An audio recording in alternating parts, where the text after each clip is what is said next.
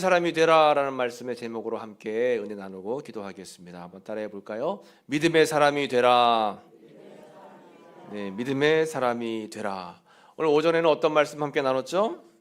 믿음을 굳게 붙들라. 믿음을 굳게 붙들라. 믿음을 굳게 지켜라. 오후 예배 시간에는 믿음의 사람이 되라. 그래서 오늘은 이렇게 말씀을 나누다 보니까 이제 핵심 주제가 믿음이 됐습니다. 여러분들의 지금 믿음의 상태는 어떤가요? 우울하고 구름 끼고 어두운 캄캄한 밤 같은 그런 믿음의 상태인가요? 아니면 환하고 밝고 또 좋은 날씨와 같은 믿음의 상태인가요? 우리가 살다 보면 우리의 믿음이 한결같고 변함이 없으면 참 좋겠는데, 어떤 때는 믿음이 좋아서 하나님 사랑하고 예배가 기대가 되고 또 말씀이 사모가 되는데, 또 어떤 때는 그냥 믿음 생활이 냉랭할 때도 있는 것 같아요. 근데 오늘 성경 말씀에 보면 예수님께서 내가 살아가면서 이만한 믿음을 본 적이 없다 하면서 믿음을 칭찬한 그런 인물이 나오는 거예요. 여러분, 하나님 보시기에 지금 여러분들의 믿음 상태를 어떻게 말씀하실까? 내 믿음을 하나님 보시기에 야, 나는 너 믿음 보니까 참 어떻다. 여러분, 어떠한 우리가 평가를 받을까요? 오늘 성경에 나와 있는 이 본문의 말씀, 이 나와 있는 이 백부장이라고 하는 사람이 나오는데, 이 사람은 굉장히 좋은 믿음을 갖고 칭찬받는 삶을 살았다라고 하는 거죠. 예수님께서 하루는 가버나움이라는 곳으로 이제 이동을 하셨어요. 이 가버나움은 예수님이 많은 기적을 이제 행하신 곳이에요. 이 가버나움은 예수님 당시의 국제 도시입니다. 사람들이 굉장히 많이 모여 살고 또 사람들의 왕래가 굉장히 많았고 또 사람들이 이모저모로 하나님의 은혜 가운데 거하는 그런 일들이 굉장히 많았습니다. 그런데 그런 가버나움에 예수님께서 이제 가시는 거예요. 가버나움의 위치는 갈릴리 호수로 따지면 북쪽에 있는 겁니다. 갈릴리 호수 북쪽에 가버나움이 있고 또 오른편에 막달라, 또 밑에 디베랴, 이렇게 갈릴리 호수가 형성이 되어 있는데, 위편에 가버나움이라는 곳에 이제 예수님께서 가시게 된 거예요. 그곳에 가셔서 예수님이 사역을 감당하는데, 하루는 이렇게 이제 병사 한 명이 와서 예수님 무릎에 딱 무릎을 꿇는 거예요. 무릎을 꿇고 예수님께 이제 고하는 겁니다. 주님, 할 수만 있으면 나에게 은혜를 베풀어 주시는데, 내 집에 하인이 있는데 그 하인이 병들었습니다. 그래서 지금 다 죽어가고 있는데 예수님의 은혜가 필요합니다. 이렇게 이제 고백을 했어요. 구했어요. 그러니까 예수님께서 뭐라고 하시냐면, 그래, 너희 집이 어디냐, 내가 가서 너희 하인을 고쳐줄게. 그랬더니 이 백부장이 뭐라고 말해요? 저는 우리 집에 주님을 모시는 것이 너무너무 어렵습니다. 마음적으로. 저는 제가 생각하기에 예수님이 말씀만 하셔도 오셔서 능히 고쳐주실 줄로 믿습니다. 이런 고백을 하는 거예요. 말씀만 하셔도 능히 고쳐줄 줄로 믿습니다. 그러니까 그 말씀을 들으시고 예수님이 이 백부장의 마음을 보신 거예요. 믿음을 보신 거예요. 그러니까 너무 믿음이 좋은 거예요. 왜요? 보지도 않고 믿고 행하지 않고 믿고 이미 믿어놓고 예수님께 고하는 겁니다. 그러니까 믿음이 얼마나 좋아요. 이 백부장의 믿음을 보시면서 예수님이 말씀하신 게 오늘 본문의 말씀이죠. 예수께서 들으시고 놀랍게 여겨 따르는 자들에게 이르시되, 내가 진실로 너희에게 이르노니 이스라엘 중 아무에게서도 이만한 믿음을 보지 못하였다. 이스라엘 다니면서 아무리 다녀봐도 이 정도의 믿음을 본 적이 없다라고 말씀하시는 거예요. 굉장히 놀라운 믿음, 예수님께서 들으시고 놀랍게 여기는 겁니다. 여러분, 바라고 원하기는 여러분들의 믿음이 예수님을 놀랍게 할 만한 좋은 믿음, 귀한 믿음 되시기를 간절히 축복합니다. 여러분 반대로 예수님이 놀랄 만한 그런 믿음이 없는 모습을 보이면 안 되는 거예요.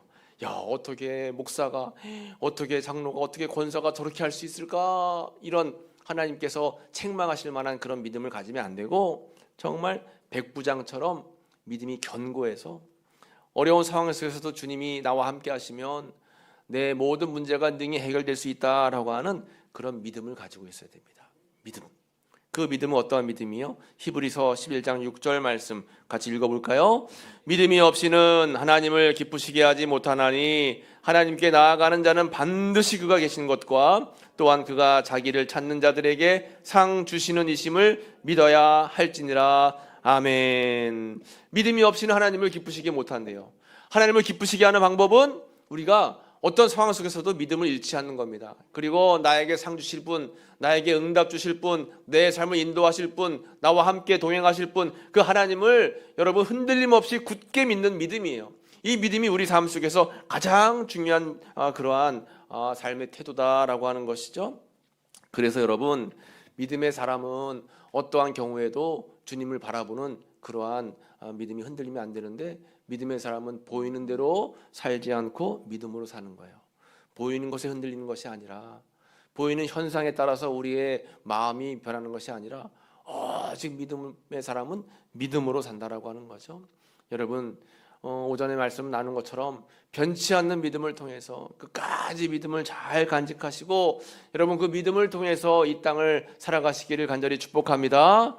때로는 우리가 삶이 흔들릴 때는 내 마음과 계획과 뜻대로 안 될 때 마음이 흔들릴 때가 많아요. 그런데 성경은 우리에게 뭐라고 말씀을 하시냐? 이사야서 55장 9절 말씀에 같이 읽어보겠습니다.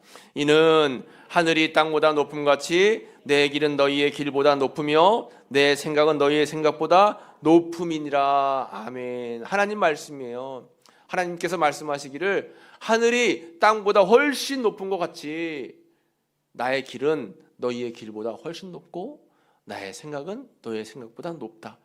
여러분, 감히 우리 인간이 하나님의 뜻과 계획과 섭리를 이해할 수 없어요.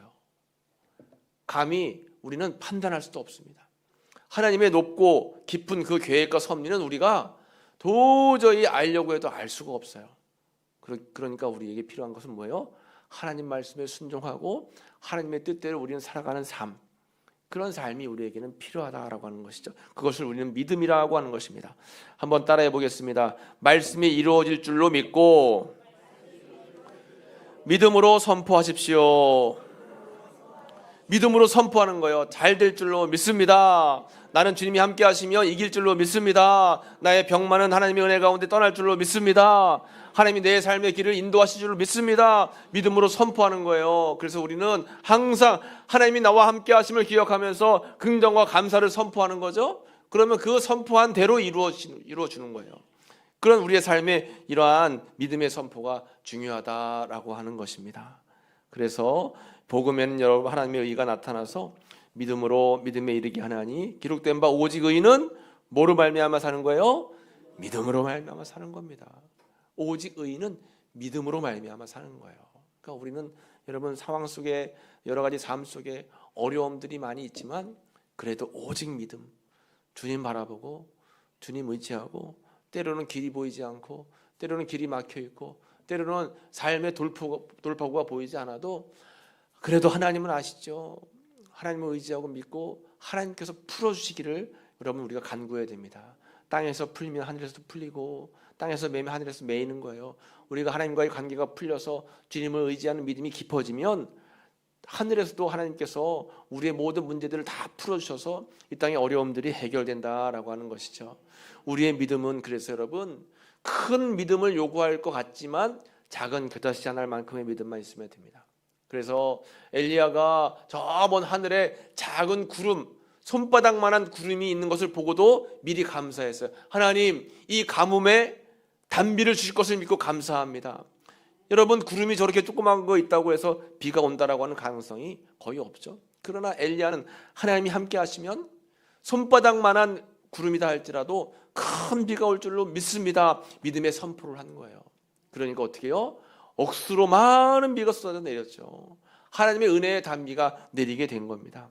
여러분들의 삶 속에도 앞이 보이지 않고 해결될 기미가 없는 그러한 어려움들이 많이 있다 할지라도 나를 사랑하시고 나를 인도하시는 주님을 바라보면서 나를 이끌어 주실 주님 앞에 믿음으로 나아가고 선포하면 반드시 우리의 삶도 하나님의 은혜 가운데 형통할 수 있다라고 하는 것입니다. 여러분, 바라고 원하기는 믿음의 사람이 되시길 축복합니다.